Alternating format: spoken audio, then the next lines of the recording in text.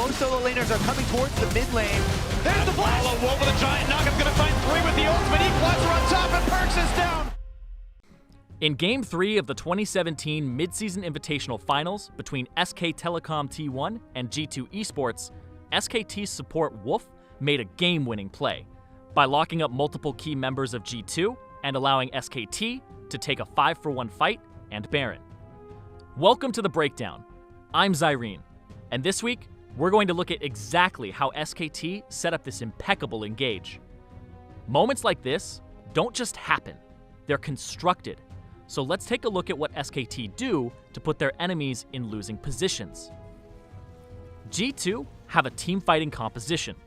Expects Galio and Trick's Olaf are the frontline tanks, and look to peel for Perks' Orianna, Sven's Ashe, and Mithy's Misfortune. SKT have a composition that is built for smaller skirmishes due to their high damage and pick potential. 32 minutes into the game, G2 are only down 3,500 gold, but have lost vision control of the Baron pit. SKT leverage their TP advantage to look for a 1-3-1 split of the map, which is a great neutral position for their composition to play from. They can collapse as 5, have an unanswerable TP from Huni in a side lane, and have shoving side waves to potentially pick up turrets or Baron. G2 want to answer the 1-3-1 by shoving the mid wave and getting control of the center of the map. This would put them in a position to then pivot to either take SKT's mid turret, look for an engage with Sven's Ashe Arrow, or at the very least, regain control of the Baron pit. Let's get into it. Wolf is spotted by G2 in the topside river. He then runs across mid lane to the right side, knowing G2 want to push mid. Wolf also knows it is very unlikely to be warded here, as the Baron area has been the focus for both teams' wards. Huni's Rumble is early on his roam, but he doesn't want to be spotted by G2's wards.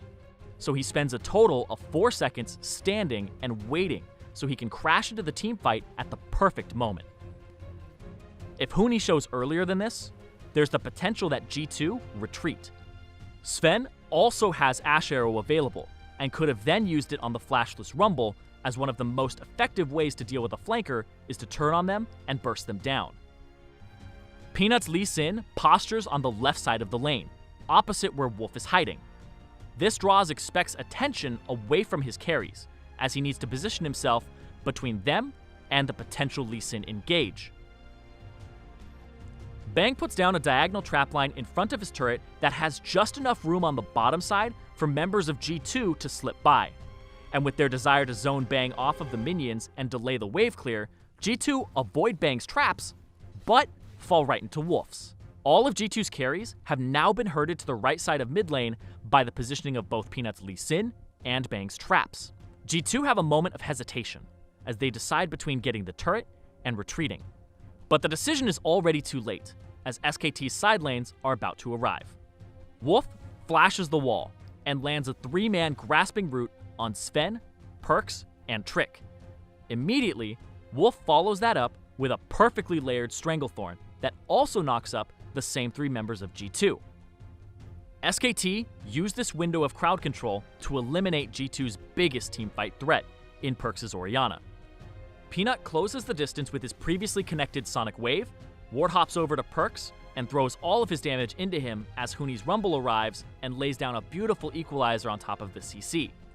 This finishes off Orianna before she can even cast Shockwave.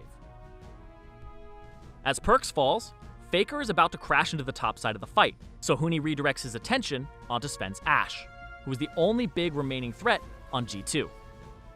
Huni walks around and pinches in Sven and Expect, while the rest of G2 have been routed back toward their base.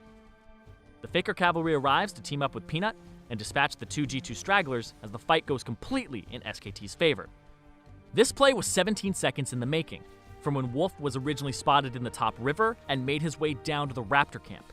Even though SKT didn't have a tank or a traditional teamfighting comp, they positioned their threats in a way that separated G2's tanks from their carries, and employed flanking to create threats from multiple angles. But there is another layer of difficulty here. The timing had to be perfect.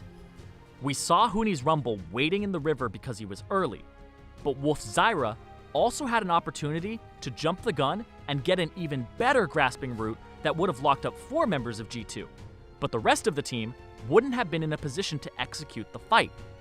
The timing was essential for SKT to win this fight as convincingly as they did. The whole team of SKT played a part in orchestrating Wolf's game-winning combo, but Wolf had to see that perfect opportunity and execute on it. It's moments like these that earned Wolf Finals MVP at MSI. He didn't rush his engage, and SKT avoided the strengths of G2's composition while playing to and setting up their own. All of this would result in SK Telecom T1 defending their title of MSI champions.